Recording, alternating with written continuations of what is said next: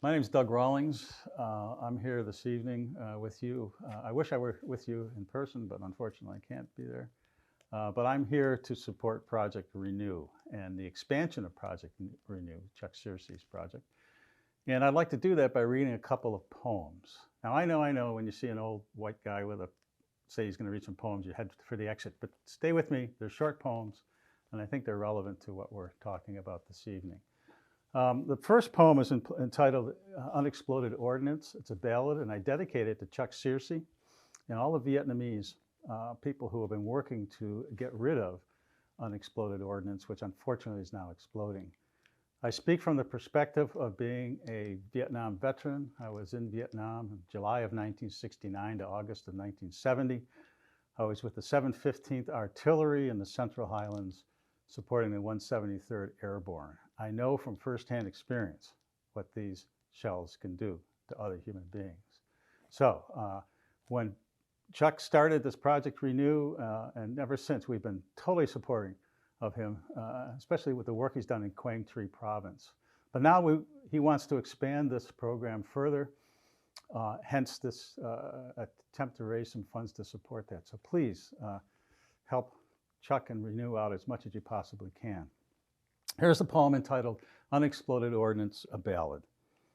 For Chuck Searcy and the thousands of Vietnamese who are working to undo what we have done. So I was maybe all of 21 when they whipped me into some kind of soulless shape. Yet another one of America's weeping mother's sons sent forth into this world to raise, pillage, and rape. And now it's coming on to another Christmas Eve, and songs of joy and peace fill up our little town. How, I asked myself, could I possibly believe I could do what I did and not reap what I had sown? In that land far away from what I call home, a grandfather leads his granddaughter by the hand into a field where we did what had to be done. They trip into a searing heat, brighter than 1,000 suns. So that's what I refer to as a poem of remorse. I feel what I did over there harmed countless Vietnamese people, and unfortunately what I did is still doing that. So I'm working hard to stop that if I possibly can. The second poem is entitled The Girl in the Picture. And if you're from my generation, if you were in Vietnam or you were an adult or a young adult during that war, the girl in the picture probably comes immediately to mind. It's that iconic picture of Kim Phuc fleeing her village, which was being napalmed. And this particular poem, by the way, started as a suicide poem. I don't know if people realize this, but more Vietnam veterans have committed suicide than were actually killed in combat, many more, actually. And one of the forms of suicide, which was not really recognized by the government, but we recognize it as such, is what we call the single car suicide.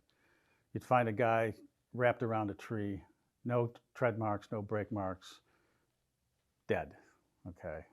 For us, that was a suicide. So I was writing about this. I live in central Maine, and there's this road that I traverse a lot called the Ridge Road, and it's an esker. It's steep embankments on either side, and it's rather serpentine and stuff. And it's not hard to imagine going down that road at 70 miles an hour and just flipping the wheel. Boom, over with, done. So I was writing that poem, thinking about that. And I'd seen this picture of Kim many, many times, right? But at this particular time, and by the way, I believe in Carl Jung's idea of synchronicity. There is no such thing, as a coincidence, if you will. So I'm writing this poem, I suddenly find this article written about this picture of the girl in the picture, and I read in this article that she was 9 years old. Kim Phuc was 9 years old when that happened to her. At that moment, my oldest granddaughter was 9 years old. So that flipped the poem for me entirely, and I gave it a whole different line of thought. I also ran across this aphorism, a traditional aphorism, that says, whatever you run from becomes your shadow.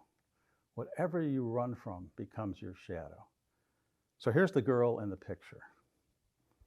If you're a non-vet, a survivor of sorts, she'll come for you across the decades, casting a shadow in the dying light of your dreams, naked in 9, terror in her eyes.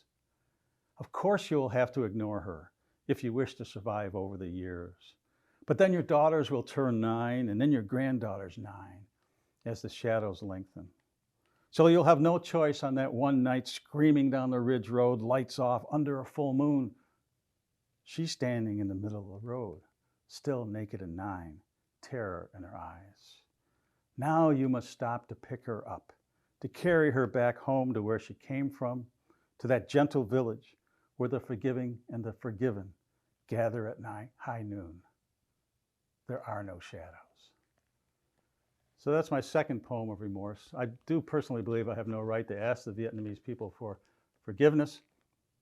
However, if they do forgive me, I'm more than grateful for that. But I think our way of actually working for that moment is to work for peace and to help the Vietnamese people live decent lives. So please join us in supporting Project Renew as it expands from the Quang Tri province further out. Thanks very much.